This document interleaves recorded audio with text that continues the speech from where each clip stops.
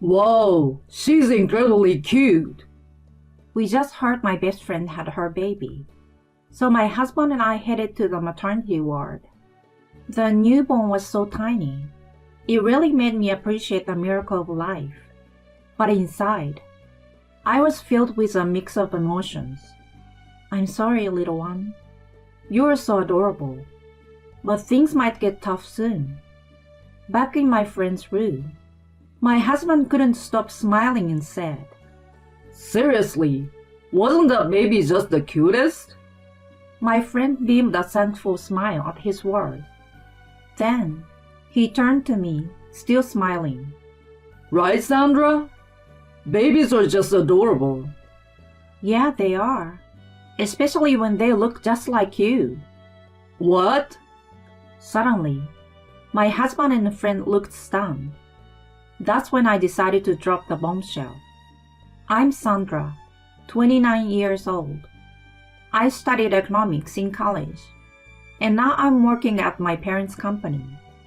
We have been running the company since my grandpa's time, and my dad's the current CEO. The plan is for my husband Frank to take over someday. I met Frank about 4 years ago. He was a client of our company, but we rarely crossed paths. Then, through a work project, we clicked. Being the same age, it was easy to talk and share ideas. As a CEO's daughter, people often kept me at arm's length, so his normal treatment of me was a breath of fresh air. Sandra, for a CEO's daughter, you don't act all high and mighty. He told me that before we got together. Most would take that as a backhanded compliment, but I was just glad to be seen as an equal, a regular employee. That's a first for me, but thanks. Thanks? Aren't you supposed to get mad at a comment like that?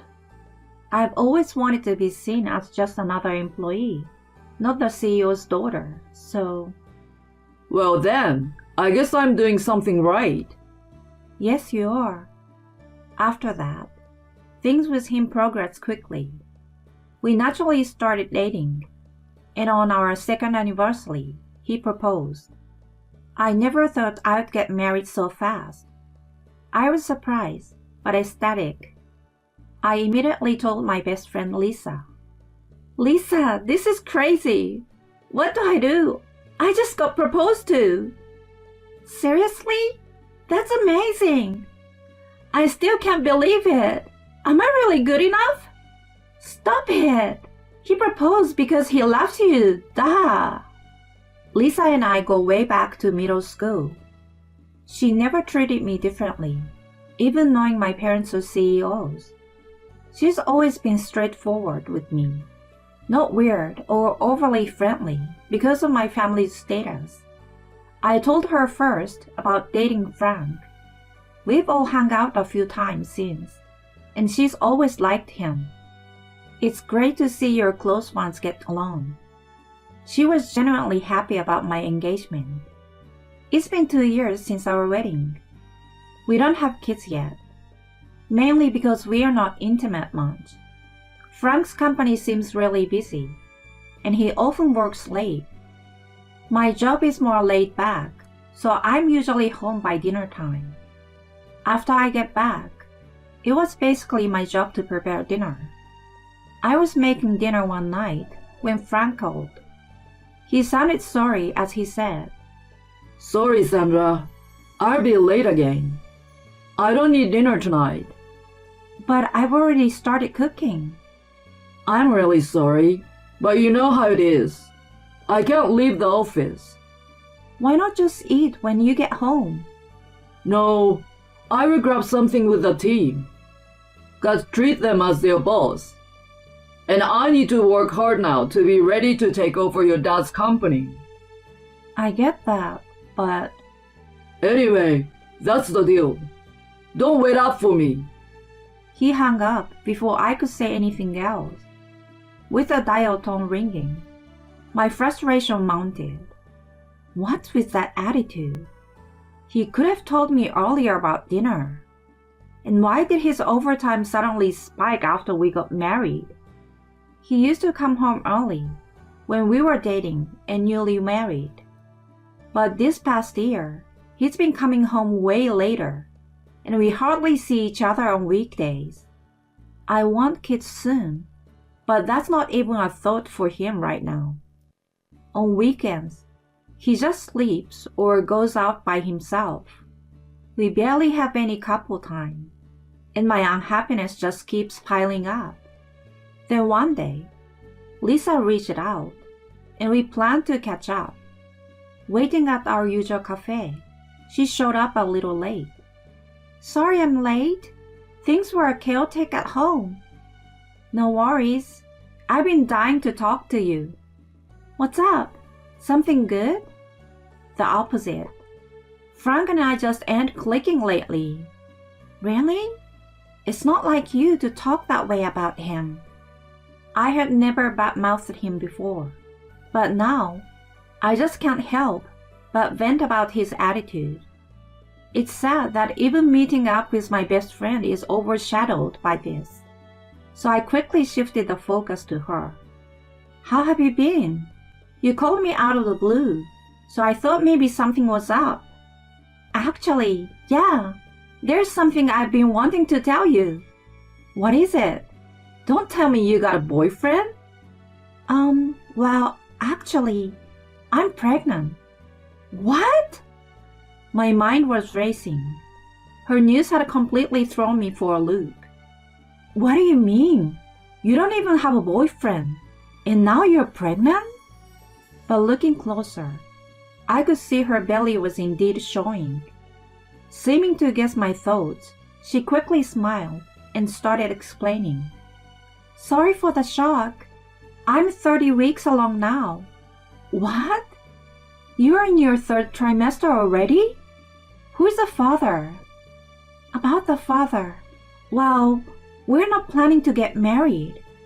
What do you mean? You know who the father is, right? Yeah, but it's complicated. We're not getting married, but he's agreed to pay child support, so it's okay. If that's what you want. I didn't want to butt in, but raising a child alone, even with child support, isn't easy.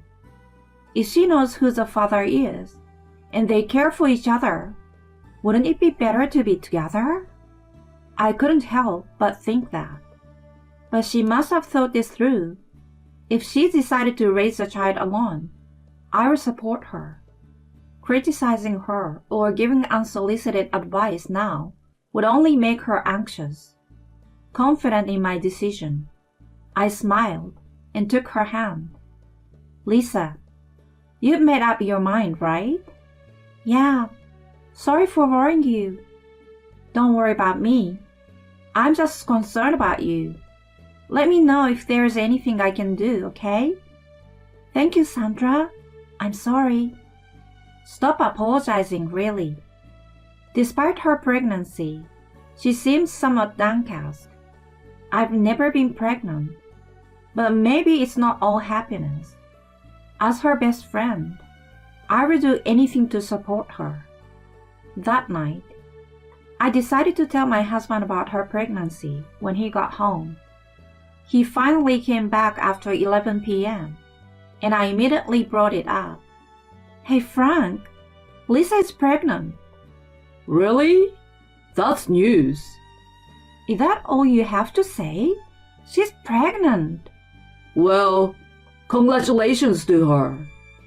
She's going to be a mom. Thing is, she's decided not to marry the guy. Seems like there is some situation. I see. Well, people have their reasons. Maybe it's best not to pry too much.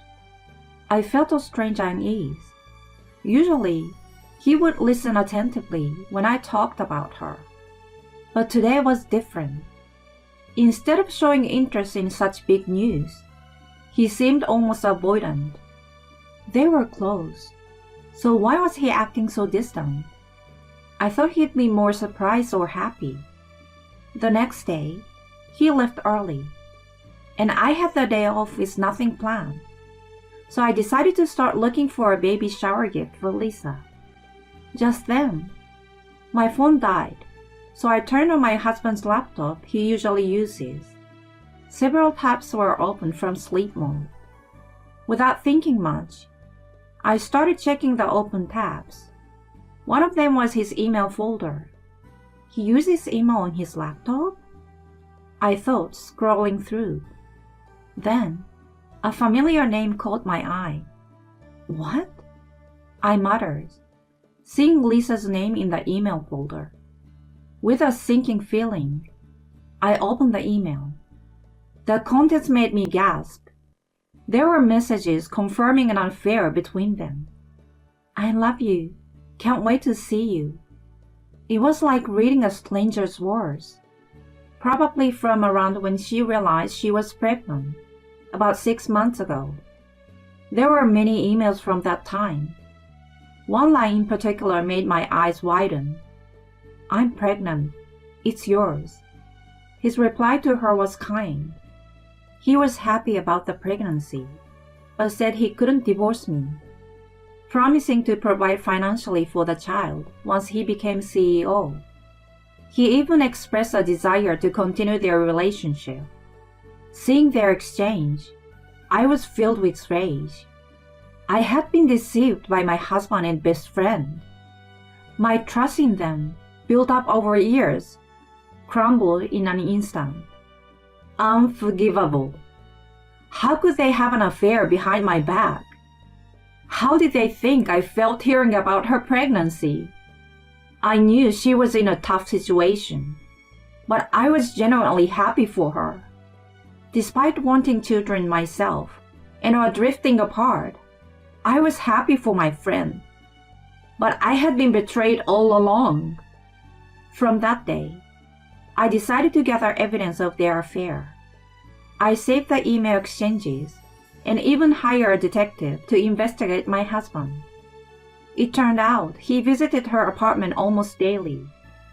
On weekends, they would go to a mall in the next county to buy baby stuff.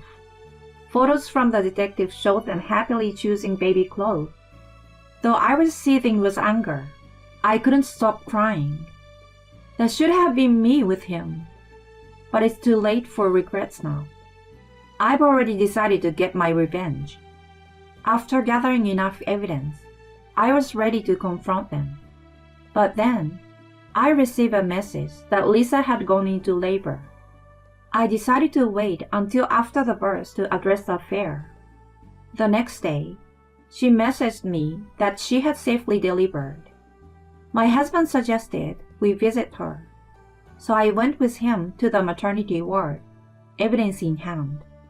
Confronting them about the affair right after childbirth might seem cruel, but I couldn't back down now. We were led to Lisa's room, and then to the newborn nursery. She pointed out her baby among several others. That's my baby girl. She's a bit on the small side.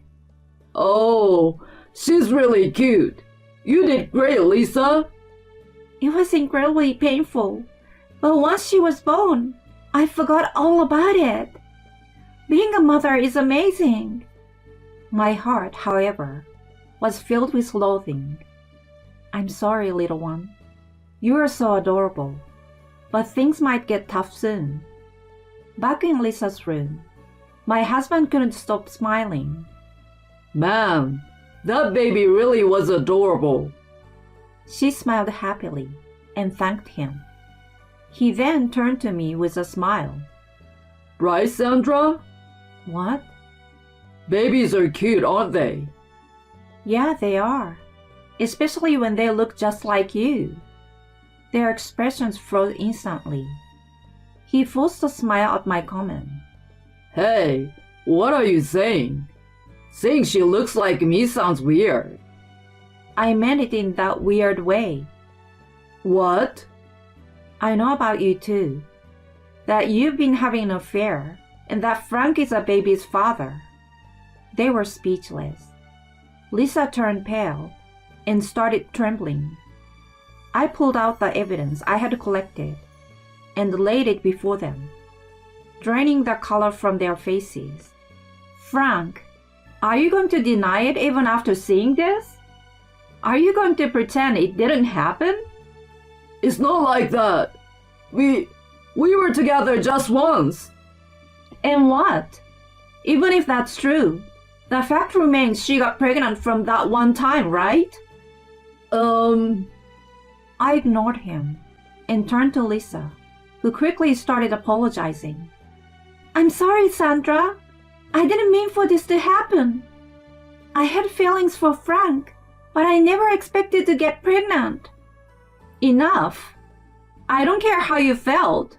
You had an affair, got pregnant with my husband's child, and had the baby. That's the fact. I'm sorry. Don't bother apologizing. I won't forgive you. But her tears didn't change my mind. They had done something unforgivable. They must face the consequences for what they have done. I firmly told them both. I will be filing for alimony from both of you. Whether you have a child or not doesn't matter. You will pay for what you have done. I will also inform your parents, Frank, and I want a divorce. As for you becoming the next CEO, that's off the table. Handle your affairs however you want from now on. With that, I left the hospital room and went straight to a lawyer to start the alimony and divorce proceedings. The divorce was finalized with Frank's faults recognized. Both Frank and Lisa were ordered to pay a lump sum in alimony. Contrary to my expectations, they didn't marry. Their parents were furious, and Lisa was taken back home. She now works day and night to pay off the debt incurred from the alimony, and her parents are looking after the child. Frank had been neglecting his work at the company. Assuming he'd soon resign and became isolated within the company, there is no prospect of promotion for him now, and he's viewed unfavorably by his colleagues. They haven't met since the incident. It's a fitting consequence for their actions. I feel nothing but schadenfreude. As for me, I'm diligently working every day. After the divorce, I became the candidate for the next CEO, striving to meet the expectations around me. I want to repay my parents through my work for all the worry I caused them. Marriage isn't everything. I will find my own way to happiness.